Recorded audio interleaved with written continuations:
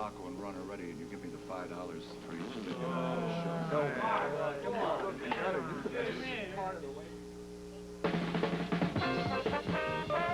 Tonight, almost live, it's America Tonight. 30 minutes of TV on the UBS network. Located on the UBS Broadcasting Mall in Alta Coma, California. The unfinished furniture capital of the world. With the Super Strutters, who are much better than we're accustomed to. David Fairchild, whose head is in outer space. Peter Marshall, who is not the one you think he is. And Peter Marshall, who is, with the music of Happy Kind and the Mirthmakers. And me, I'm Jerry Hubbard. Hi, everybody. And now here's your host and mine, Mr. Barth Gimble.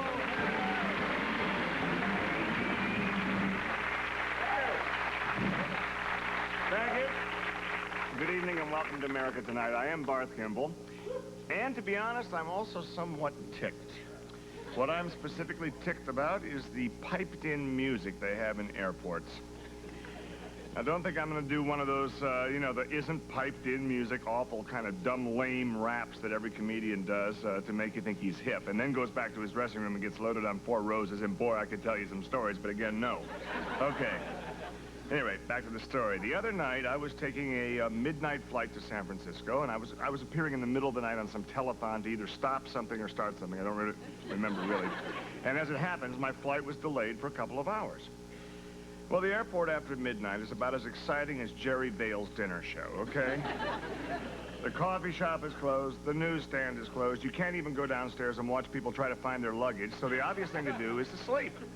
So I picked myself a comfortable chair, and I found a position to sit in where, my right hand was touching my wallet, and my left hand was holding my car keys, just in case somebody decided, to fool around with me while I was dozing, and I closed my eyes.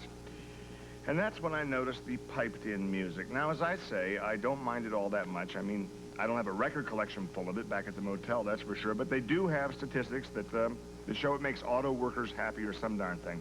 But I always thought the idea of this music was just to kind of tiptoe on the outskirts of awareness, To be, well, basically as bland and unnoticeable as, once again, I would say Jerry Vale's dinner show. But I don't want to seem like I'm picking on the man. I haven't even seen the show, and probably not even the man. So, forget I mentioned it that second time. Anyway, this music was echoing through an empty terminal, and I'd close my eyes and try to ignore it, and as soon as I'd start to drift away, there'd be a loud musical climax or one of those boom-de-booms, and I'd suddenly wake up convinced that someone had been trying to steal my wallet or car keys. Well, you go through 2 hours of this, and you're in no shape to convince people that they should phone in pledges of money, and since I was doing the telethon on a kind of percentage basis anyway, it wasn't only the sick kids that suffered from this, it was me. I was lucky to get out of there with my airfare covered. So, if the people at the airport don't want to discourage talented and popular entertainers from donating their time to worthwhile causes, I strongly suggest they turn that crap down after midnight, okay? Or give me VIP lounge privileges, whichever's easier for them. Okay, enough said. Now I'm not ticked. Oh, maybe I will be. Here's Jerry Hubbard.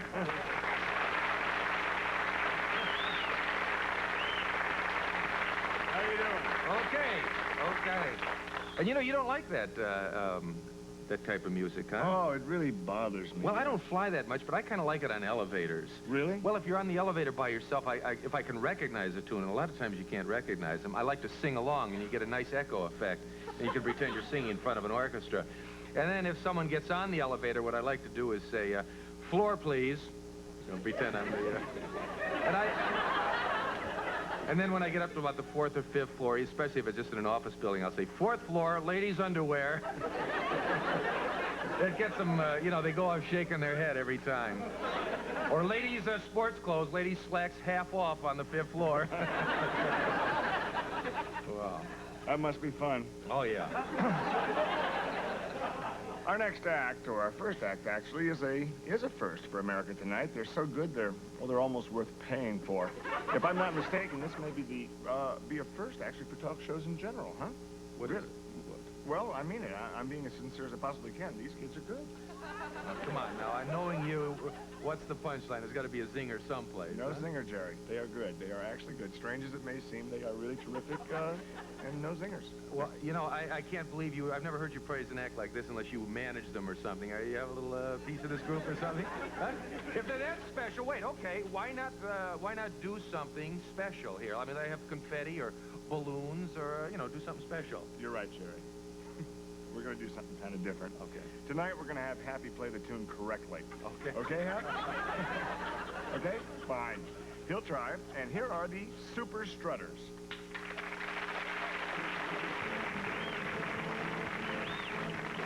My baby moves at midnight. Yes, she moves, moves, moves. Goes right on till the dawn. Yes, she do. My woman takes me higher. Yes, she does, yes, she does. My woman keeps me warm. Yes, she does, yes, she does. Put it on your back. Whoa, whoa, whoa, whoa. Yeah. Put it on your back. Whoa, whoa, whoa. Yeah. You should be dancing, yeah. She's juicy and she's trouble. Yeah, yeah, yeah. She gets it to me good. My woman gives me power. Yes, she does. Yes, she does. Goes right down to my blood. Yes, she does. Yes, she does. What you doing on your back? Whoa, whoa, whoa, yeah. Yeah. What you doing on your back? Whoa, whoa, whoa, yeah. You should be dancing, yeah. You should be dancing, yeah.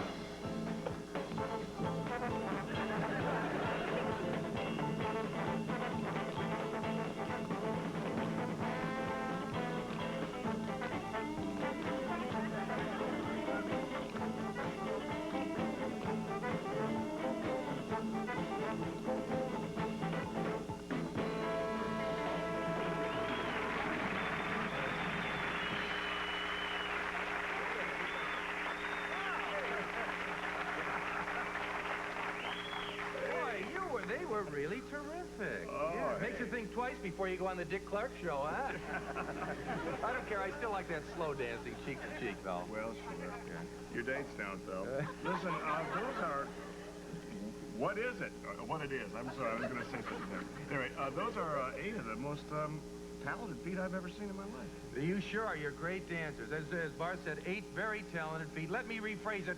40 very talented toes. And those toes aren't even black. And you know, neither are the Strutters, as far as I can tell. You kids are not black, are you? No, we're white.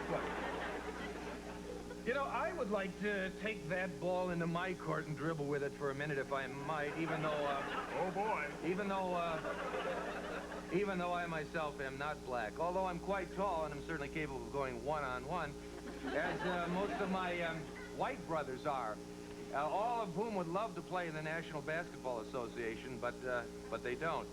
And I think it is fairly obvious why we have not seen more of the dancing of these steppin' Strutters, and that is because of the color of their skin. Now, I may seem like I keep harping on this thing, but there's an old stereotype that white people do not have rhythm. And I hate to bring that up. But the point... Now, wait a second. On second thought, they could be the victim of double reverse discrimination because they call themselves the Strutters. And there is an old song, I believe, called the Darktown Strutters Ball. Correct me here if I'm wrong. No, and a lot of people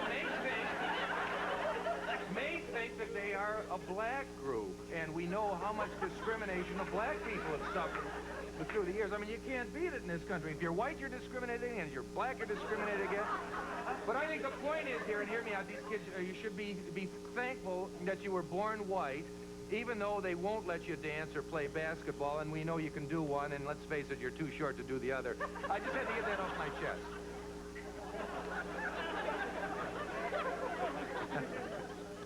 Speaking of parts of the body, I now have 9 feet here. Your 8 talented ones, and that big one you just put in your mouth all the time. Oh, it's so much fun, boy. It's like as much fun as watching Wild Kingdom with a cold. We'll be right back after these words. Stay with us.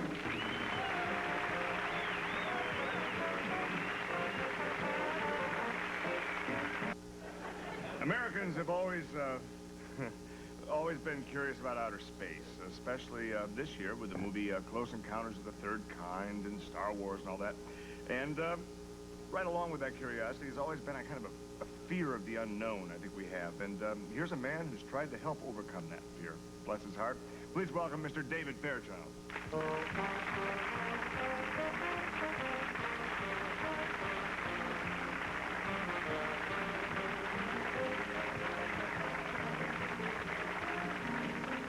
Well, looking good?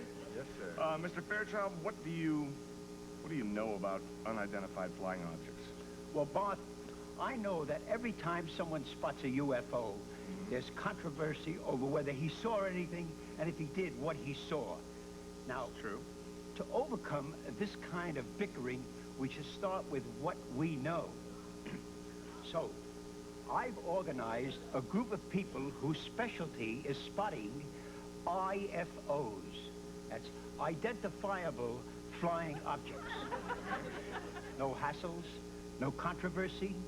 You see a flying object, you take a picture, you identify it, that's it. That's it. Simple enough. Understanding, talking about these pictures, you brought some of the pictures from your group here with you now. That's right.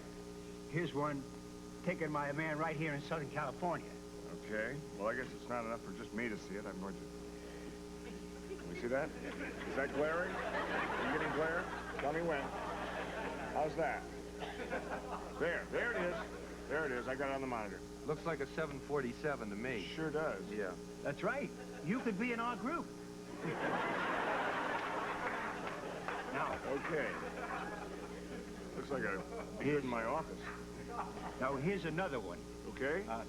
This is a helicopter. Now, this vehicle landed moments later, and our man walked right up to the pilot, who immediately confirmed that he had, in fact, been flying in a helicopter. See? No confusion. Nobody panics. Here's the picture. There are the signatures. That's it. Identify. Another identifiable flying object. Now, there you have two sightings, two confirmations, perfectly documented. And I know I, for one, never heard anything about this on TV or read about it in the newspapers, which just goes to prove that the press is only interested in sensationalism. Here's something we know, landing quite safely, and you might as well forget about it. I mean, if these had been something we didn't recognize, or if the pilot of one of these had been some little vegetable-type creature with an eye in the middle of its forehead and a couple of green webbed feet, or it had crashed into some house, that's news, and I just think that's a shame. You see why I want to do it on tape? We could edit that out. Here's one. Here's one taken by a 67-year-old judge in Oklahoma. And you know judges don't lie. No. Can we get that? Yeah. It's done by a non-lying judge. Now, this was shot during a tornado. And the judge identified this as a four-cylinder Honda motorbike at 60 feet. That's great. Now you have another tornado shot here. This seems like moments afterward. It's almost the same location here. And there's Toto. I'm only kidding. Can we see that? I don't think it is Toto. What is it? Can you get that? It looks like a chicken, actually. Is it a chicken? It is. Indeed, a chicken. A flying chicken. Mr. Fairchild, West, chickens do not fly. Oh, they do in a tornado, Jerry. Yeah. Like That's crazy. the last picture the judge took in the tornado. That's I think fascinating. you got So the the judge pictures became sort of an identified flying object himself, leaving town. Huh? That's right. And it was very easy to identify because he kept shouting, "It's me, the judge, it's me." That's great. Now, there's only one we were never able to identify. This was taken on the East Coast. You see, it's a saucer-like object with little windows and an orange halo glowing around it. Yeah. Seems like you were really onto something here. Oh, not us, Jerry. That was definitely an unidentified flying object. Let some other group worry about that. Well, Mr. Fairchild, thank you very much for coming on the show. And if you didn't shed any light on the issues of whether there's life in outer space, I think you've at least given us some reasonable concern about some of the life on this one. This planet here. Now, speaking of traveling out through space, the tornado there, I'll just say, there's no place like home. I've got my ruby slippers, so we'll be right back.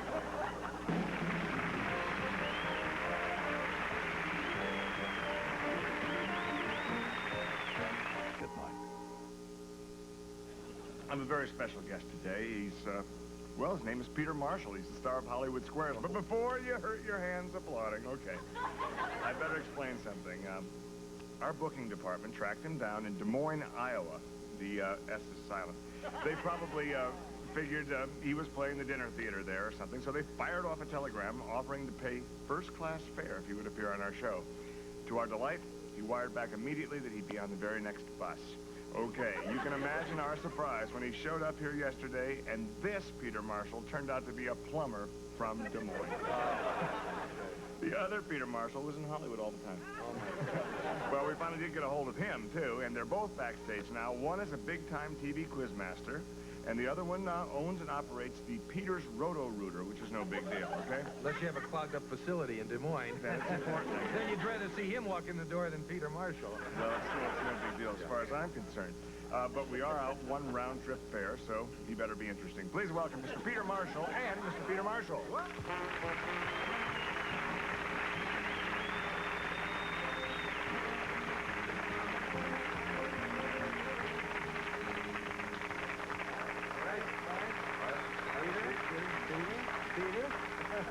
Gee, so how are you, Peter? Fine, I'm wonderful. Wait a minute, we're on a party line here. I think, Peter, the star, I think, I better talk to you first. I can't tell you what a thrill it is to have you here. This is terrific. I've been dreaming about this. Pleasure is half mine. Oh, that's right. As a matter of fact, you know, since you're a host yourself, probably the host in many people's eyes, if I know mine, why don't you sit over here in Jerry's host, the other host chair here, and you can sit around, okay? Excuse me, Peter. It doesn't matter which is the real Peter. It's the principle of the thing. There's nothing wrong with your sets. We've just moved. That's not home at home, okay? Okay, how's the Roto-Rooter? How's tricks? Oh, not bad. She can't complain. Easy as she goes. Okay, well, la-di-da.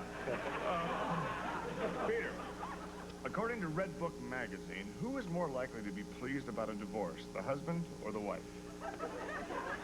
Well, it all depends on what part of the country you're living in. As an example, if you're in Reno, where I'm opening in a few weeks with Jerry Lewis at the Harrods, it's the woman, because up there are a lot of single cowboys, and she has a lot of fun, you know, during the divorce.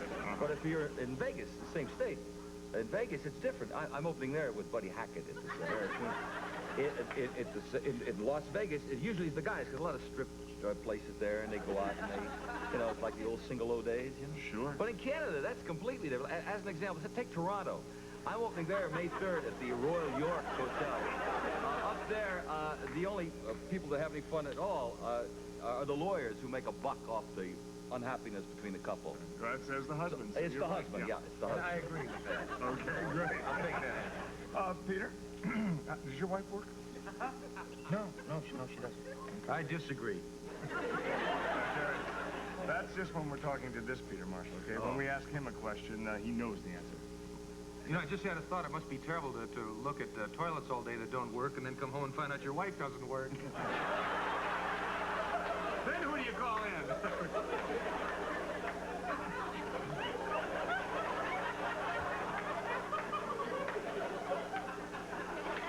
Peter? Yes, Barth. True or false, there has never been a pope named Alfred, and this is for that trip to Canada. Interesting question. Okay. Actually, in the 19th century, about 1874, Alfred, he was part of the Rothschilds. He was the younger Rothschild, Alfred Rothschild. And they were in the jewelry business in those days. Is that right? Yeah, so they figured if they could make the young Alfred Pope, they could really get a sort of an insight to how jewelry is really made. I mean, a lot of gold and silver and jewels, you know? So what they did, they coerced a few people, and he was Pope for about 4 days, then he was canonized. Canonized? They blew him up. That's a bluff. That's a bluff. Oh, that was a bluff. Yeah. It's a game of bluff. But I agree. Right. I agree. Jerry, you agree with everything he says. Well, he's been asking questions for so long, he's probably smart enough to be a regular professor by now. Matter of fact, you could probably even go out and get a real job, couldn't you? I agree. Okay, see, I have a question for all of you. Okay? What am I doing here? Well, it was great having you on the show, and I just hope you can come back and visit us many, many times. Yeah, well, yeah, you just let me know, you know. Absolutely. Sure. You're listed, right? Yeah. Okay. Thanks, Bart. Thanks, Jerry. Thanks, Peter. Okay, my pleasure. And speaking of Peter, Peter the plumber, I'd like to say to you the same thing, but at the prices of bus fare these days, don't hold your breath about coming back, okay? Because I'd like to thank all of my guests tonight. Over here now, it's the Super Strutters, is that it? Good luck, and I'd copyright that name because someone's liable to come along, do the act better, and use it. Okay, Mr. Fairchild, fantastic news here, and peace. Peter Marshall, what can I possibly say? Except Peter. That's Reno, you know, with Jerry Lewis, Harris, and then the Sahara with Buddy Hackett. Of course, the Royal York. I'll be there in May. Okay, and we're going to be in all those places unless we're picked up, and then we'll be right back here tomorrow night. See ya. Also appearing on tonight's show were Robert Bambi, Stephen, and Roxanne Myers as the Super Strutters, David Fresco as David Fairchild, Joe George as Peter Marshall, with a special guest appearance by the Rio, Mr.